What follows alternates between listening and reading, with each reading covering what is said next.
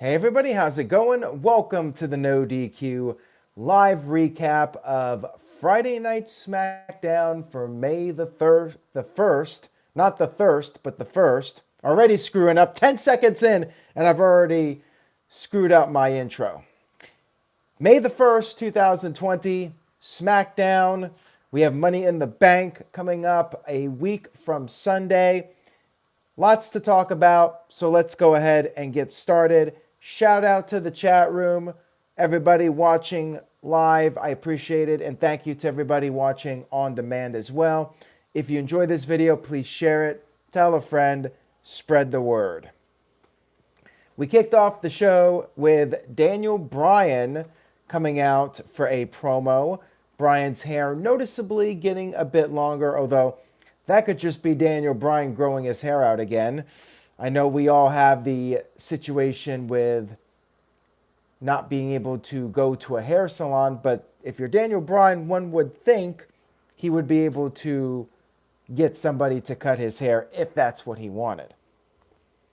Bryan talked about Money in the Bank, how he loves tackling new challenges. And he mentioned something that I assumed, but it was not made confirmed until this show. The Money in the Bank ladder matches, the men's match and the women's match at WWE headquarters, will take place at the same time simultaneously. Noah Foster with a $10 super chat. Thank you very much for that, Noah. He says, sending some money and good cheer ahead of predictions next week. Have a good night all. Respect the beard. Well, thank you again for that, Noah. I do appreciate it. And make sure you guys follow Noah on Twitter at nfoster1916, I believe. Correct me if I'm wrong on that. Let me pull up his Twitter account, nfoster1916. So make sure you guys follow Noah. Show him some love. He does the No DQ Predictions League. Shout out to Jeff Meacham. Good old JM in the house tonight. Thank you for tuning in, Jeff.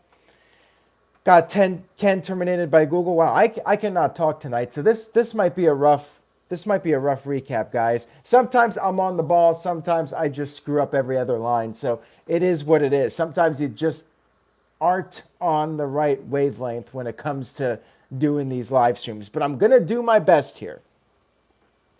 Daniel Bryan brought up how 9 years ago he won Money in the Bank, cashed it in on the Big Show. And by the way, I hope Big Show wins the Raw Gauntlet on Monday. I know Raw was pre-taped, but I want to see Big Show at Money in the Bank because they're going to be doing the match at the top of the headquarters on the roof. And I want WWE to reenact 1995 Halloween Havoc when the Giant back then got knocked off the roof by Hulk Hogan. I want to see Big Show go off the roof again and then come back up totally fine, no damage whatsoever. I want to see it happen. Or at the very least, somebody gets knocked off the roof and then Big Show catches the guy at the bottom of WWE headquarters. I would like some kind of reference to Halloween Havoc.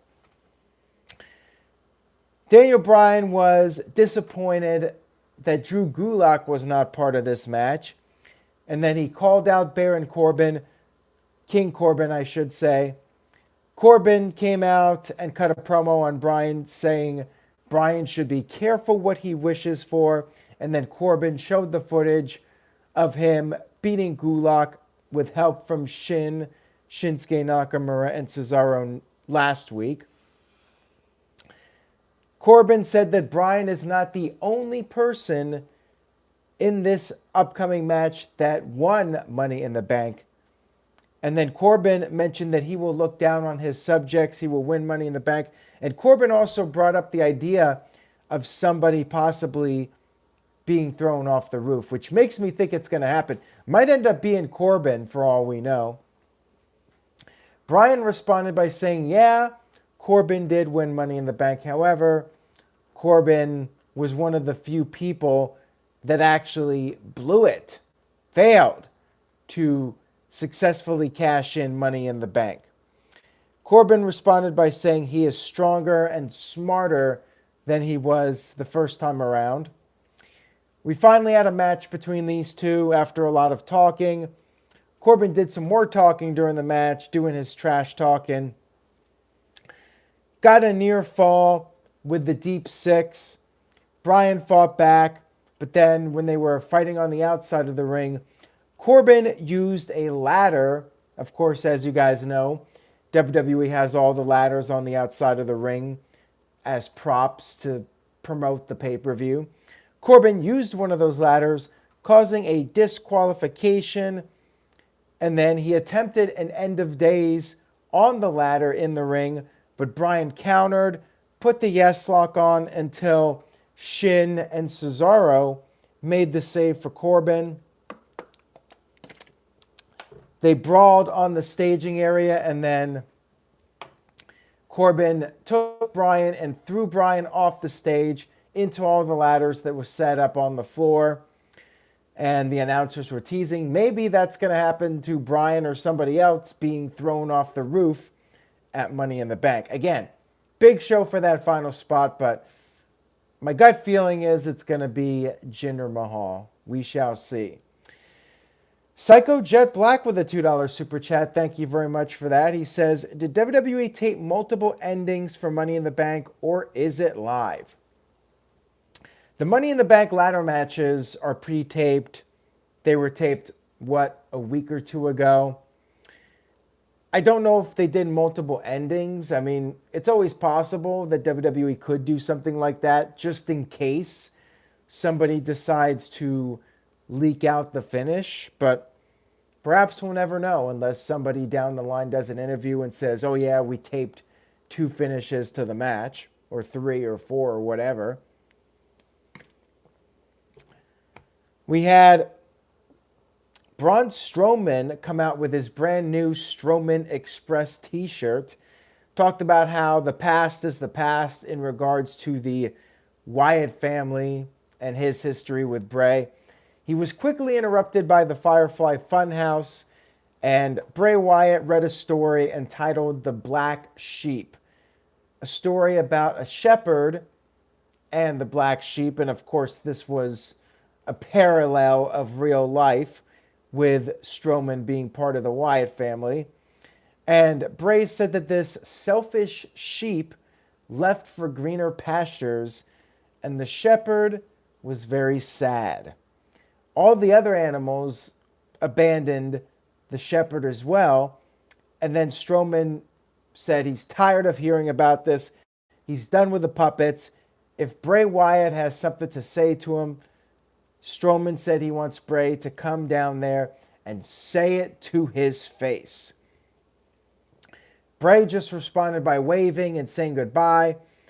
It was announced that on next week's show, there will be a face-to-face between Strowman and Bray Wyatt. Basically a contract signing without a contract is what it is. I really do not care about this match. I have little to no interest in it. It's Strowman versus Mr. Rogers, Bray Wyatt. It's not even The Fiend. So it's like, we know there's probably not going to be a victory from Bray Wyatt. Maybe Strowman wins clean. Maybe there's shenanigans. But you guys know that this is going to be leading up to a rematch. So don't really care about it all that much. Feels like it's just a filler match, quite frankly. We had Sheamus versus Leon Ruff, who I believe competed on television the last couple weeks because we all like to make the jokes about him being in a rough situation. Ha, ha, ha. Sheamus won very quickly with the brogue kick, and then he got in Michael Cole's face again, asked Cole if Cole was going to talk about Cole's best mate, Jeff Hardy. Cole then introduced the latest video package about Jeff Hardy, the comeback part of his story, the injury, and then returning from injury. And then it was announced that Jeff Hardy will be making his return on next week's show. Sheamus said if Jeff Hardy's returning next week, he will be returning as well. I guess we'll see if they end up doing a match with these guys at Money in the Bank. But like I said on the No DQ review, I would prefer if we saw Jeff Hardy return with a crowd. And by the way, some interesting developments today regarding crowds being part of WWE television again, perhaps in the near future. So I will talk about that briefly after I'm done with the recap, so stay tuned. Psycho Jet Black with a $2 super chat. Thank you, Psycho Jet Black. Says, was Sheamus pushed too hard early in his career? I don't think so. I feel like Sheamus was good pretty early on in his career. And at the time, WWE really needed some fresh blood, pushing some new guys. Yeah, maybe he did not need to win the title right away. And I wasn't really a fan of that because if you're going to go with Sheamus, go all the way. They basically had him win by a fluke in the tables match with John Cena. Essentially, John Cena just got knocked off a table and Sheamus became WWE champion because of that. And then I think there was another match where Sheamus won the title due to the fact that Nexus interfered and Sheamus just fluked his way into a title win and then ran away from the Nexus. I mean, what a brave champion he is. Although I guess if you had 10 guys coming after you, you would run too. But he's the WWE champion, so yeah, I think maybe they could have handled Sheamus's first run a little bit better. Mike B with a $5 super chat. Thank you very much for that, Mike B. I appreciate it. He says, a question for Poops and Giggles. Should Rambling Rabbit screw over Bray Wyatt and Money in the Bank for revenge for killing him off? I like that. You know, Braun Strowman said he's tired of the puppets, but what if one of the puppets helped him? I know that sounds completely ridiculous and absurd, but hell, it's something different. Rambling Rabbit double crosses Bray. Why not? I would not complain if that happened. I think I would find that to be very amusing. Ken terminated by Google with a $2 super chat. Thank you very much for that, Ken. He says, face to face like the segment hosted by Mean Gene. I wish we had Mean Gene Okerlund available. I mean, he could certainly turn chicken poop into chicken salad. Mean Gene Okerlund had that ability to make a great segment out of a segment that otherwise would not be so appealing. Yeah, I wish we had Mean Gene. I definitely think he would add a lot to the segment. But probably not.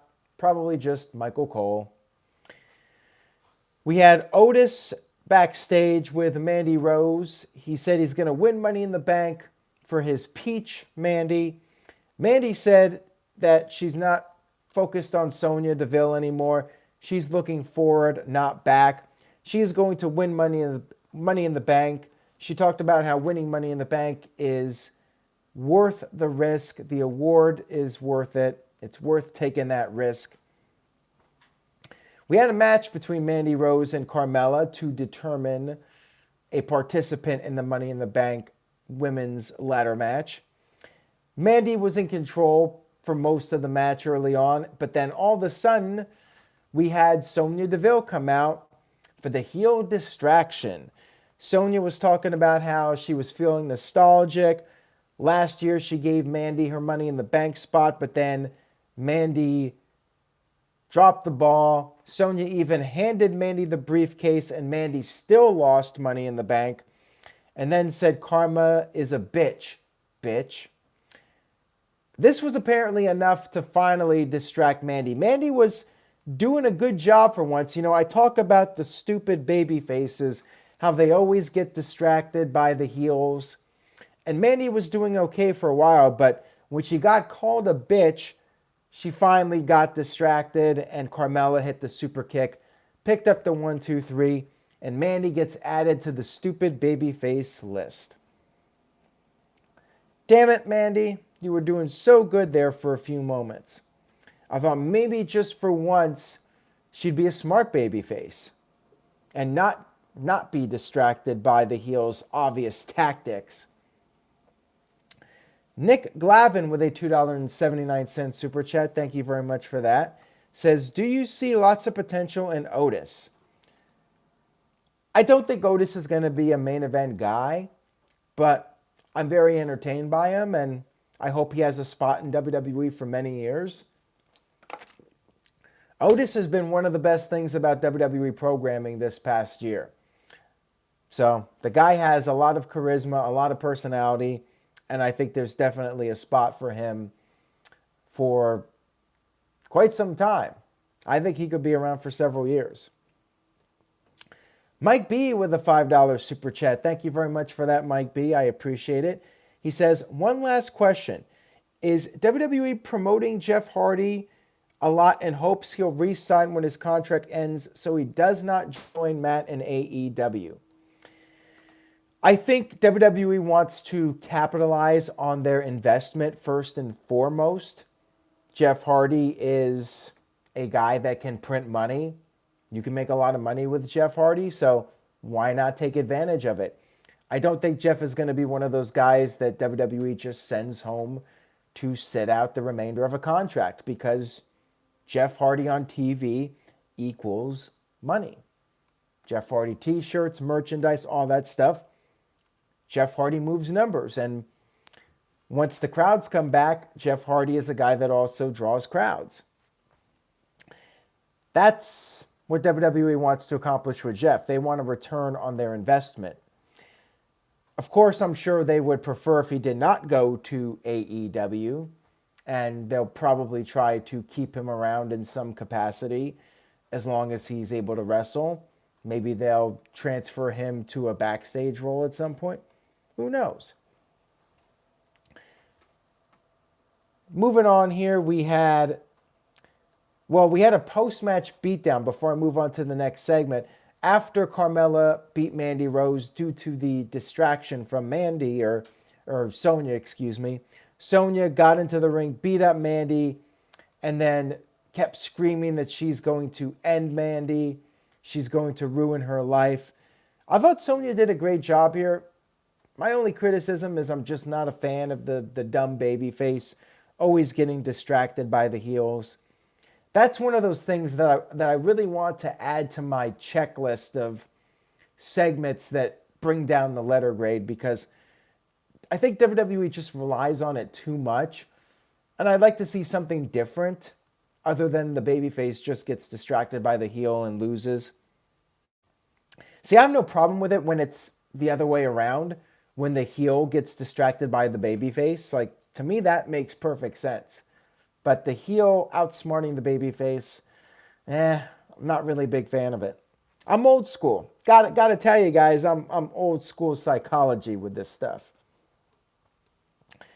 We had the New Day versus the Sons of Anarchy, the Sons of the Forgotten Sons, whatever the hell they're called. I don't care. So far, I'm not invested in this team. I really wasn't in NXT, and I'm not now. Miz and Morrison were out there on commentary, and Jackson Riker, aka Gunner, threw Big E into the post, which allowed Black and Coulter to hit their double team finisher to pin Kofi Kingston. So yeah, this is another thing that I'm not a fan of. When you have somebody win a championship and then they immediately lose in a non-title match. Now, back in the day, it did happen. I'm not going to say it never happened. Every once in a while, a champion would lose a non-title match, and that would set up the challenger to get an opportunity. The problem with that now is that the champions never get to establish themselves as credible champions. It's basically somebody wins a title and then immediately loses in a non-title match. I'm not a fan of that. If New Day won 3 or 4 matches in a row and then lost a non-title match, I would be okay with that. It's when they just win a match and then immediately lose non-title. We've seen it so many times over the years, going back to Rey Mysterio in 2006. He won the title and then he just lost every match. Jinder Mahal, he wins the title and then he loses every match or wins by fluke, which is better than losing, flat out losing, but still, not a fan of it. Miz and Morrison were like, you deserve it, mocking New Day for losing. And I get it, you want to protect your new team, the Forgotten Sons, but let Forgotten Sons win some squash matches or beat a team that's not doing much of anything. Psycho Jet Black with a $2 super chat, thank you for that, says, is Jackson Riker too generic to be a major star in WWE? I wasn't a big fan of Gunner in TNA/Impact Wrestling. Just, he never really caught my attention when he was in Bischoff's group or whatever that was, where he was the security for Hogan and Bischoff's group. And yeah, the biker gang or war veteran gimmick that they're doing, it just seems like a very generic gimmick in my opinion. And you know, their look with the beards and everything, and the wrestling is all right, but yeah, just not really feeling them at this point. Like, of all the acts in NXT, like, they're the last people I would call up almost. Like, I would think you would want to call up the big stars like Velveteen Dream and Gargano and Ciampa. And I know what Ciampa has said in interviews. I know somebody out there will say, well, Ciampa doesn't want to go to the main roster. And same for Gargano. Guys, if the money was right and Vince said, we're going to give you guys a big push, you're coming to the main roster, Gargano and Ciampa would do it. They would be team players and they would go for it. I mean, I don't blame them for being concerned about going to the main roster, but yeah, I want to see some of those guys on the main roster, Matt Riddle and so on and so forth. And I know the idea is you want to keep some guys in NXT so people will tune in and not just all flock to AEW. But at this point, I want to see some of those NXT stars mixing it up with the main roster guys. Keith Lee is another one. Thank you for that, Michael Wayne. We had Tamina backstage cutting a promo about her match with Bayley, and then she was interrupted by Sasha Banks, and this was basically a distraction again. So once again, heels outsmarting the baby faces, setting them up, although you could say that Tamina really cannot have eyes in the back of her head. But still, she got jumped from behind by Bayley, double team attack.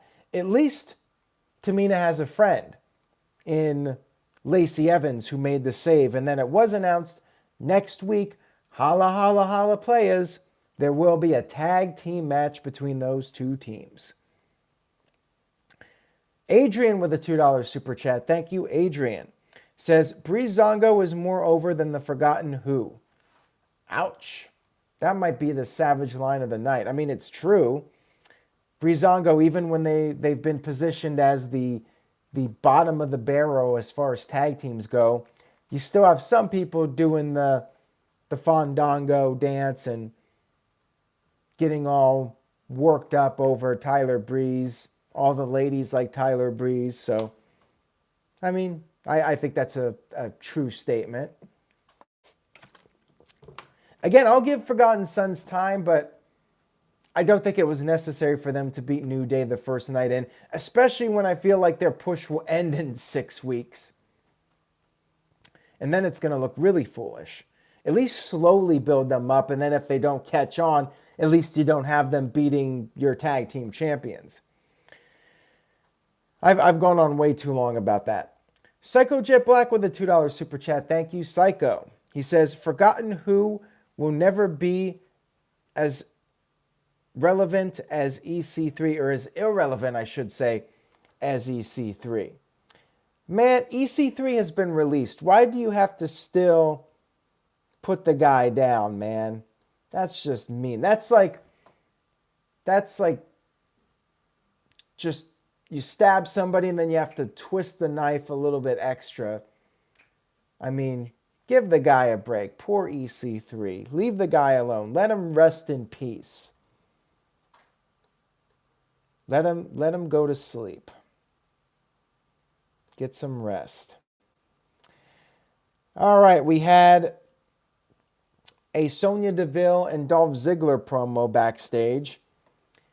And Sonya was hoping that Ziggler would do the same thing to Otis that she did to Mandy. Ziggler said that people label him as a bad guy, but he's just a guy that knows how the world works. That does not make him a bad guy. He said guys like Otis, people can identify with Otis because they sit around at home watching TV and they're not winners.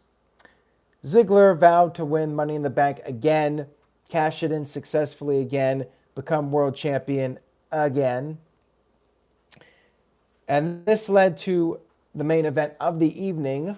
That's right, Otis and Dolph Ziggler, main event of this week's SmackDown. Well, I hope Otis doesn't get blamed when this SmackDown perhaps does its lowest rating to date on Fox. I mean, last week's show did the lowest, and that was with Triple H on the show and that whole segment being hyped up. So yeah, I feel like this show could very well break that record low, and then who's going to get the blame? Might be Ziggler. Probably not the first time Ziggler would be blamed for numbers not being up to par. Cat Terminated by Google with a $5 super chat says, the Dicks, a.k.a. Simon Dean's backup, are more over than the Forgotten Sons, LOL. Can't wait for the Money in the Bank predictions video. Well, thank you very much for that, Ken. And I don't know if that's true. The Dicks, I mean, I think they had a pretty hard time getting over, from what I recall. And yeah, this Tuesday, so I guess I'll do the cheap plug now. This coming Tuesday, 7 p.m. Eastern, 4 p.m. Pacific, we will be doing our live predictions for Money in the Bank. If you enjoy this video, and if you're looking forward to that video, please like this one, subscribe if you haven't already, and tell a friend. Somebody, even somebody who stopped watching during the current era, have them check out NoDQ.com and the YouTube channel. It would be very much appreciated if you guys could spread the word, spread the love. Anyways, Otis dominated most of the match, but then he got knocked into the barricade. Ziggler hit the zigzag, Otis kicked out, and then Otis came back, hit the caterpillar, and pinned Dolph Ziggler to score the victory and advance to Money in the Bank. And that was SmackDown, everybody. I thought it was an okay show. Kind of boring. Would not shock me if it breaks that record low. I did mention I'm going to bring back the letter grades. So, C-. Slightly below par for the empty arena shows. I mean, if this had a crowd, it's hard to say because with a crowd, the dynamic's a bit different. Might have been a little bit of a better show if you had a crowd. But yeah, C-. Pretty skippable SmackDown in my opinion. I think the highlight was probably the segment with Sonya Deville and Mandy. Sonya's been doing great. Otis is entertaining. Like that whole storyline has been the best thing of SmackDown. Best thing about SmackDown in my opinion. CC Drink with a C. Michael Wayne with a C. Curtis Butler with a C+. Shanti with a $2 super chat. Thank you for that. Says, hold it right there, Aaron. Shanti. Okay, resume. And Jesse gives SmackDown a 4 out of 10. So basically like a C-. Well, actually, a 4 out of 10 might be an F if you're going by percent, because that's like 40% out of 100%. Israel Diaz with a C and Mohammed with a B. So there was some interesting news today. There's some talk. I mean, nothing's official yet, but apparently the government of Florida is considering the option of allowing fans back into these sporting events within the next week or so, as soon as a week. Now, will that happen in WWE and AEW? First of all, WWE is taped up through Money in the Bank, and AEW is going live next Wednesday. But if AEW has fans in attendance again, I don't think they will do it this quickly. And a lot of people think that this would be a very bad idea, and they're probably right. Probably best to err on the side of caution and not bring fans back in right away. If the numbers continue to decline over the next couple of weeks, I could see a possibility in Double or Nothing having fans. And I mean, they really need it, but I don't think AEW should do this too soon when it's not safe. But yeah, I mean, ideally for AEW, if the numbers go down and they can do it safely, social distancing, check temperatures before people come into the building. If AEW could pull it off for Double or Nothing, any crowd would be good, because like I've said, I don't think people are going to be crazy about buying a $50 pay-per-view for a show with no fans. Even if you have 500 people in the building spread out, that would be better than nothing. But again, it should not be done unless it can be done as safely as possible. And it could be a complicated situation, so we'll see. People are protesting. There's this thing in Huntington Beach with people protesting the beaches being closed. People are getting upset. There's definitely a divide about what to do, and I do not envy anybody that has to make these decisions, because this is very complicated, and I would say in the end, be cautious and err on the side of caution, but we'll see. This is one of those scenarios, like I've said, that could change day to day. So that's all I got for SmackDown. I hope you guys enjoyed the live stream. Thank you all again for watching and supporting the channel. Stay tuned to NoDQ.com for the very latest developments regarding what's going on with fans possibly being allowed back into the buildings. We'll see what happens. No DQ predictions coming up on Tuesday. Monday, I'll be back with a live stream, so check that out. And I will see you guys next time. Stay safe, everybody. Take care.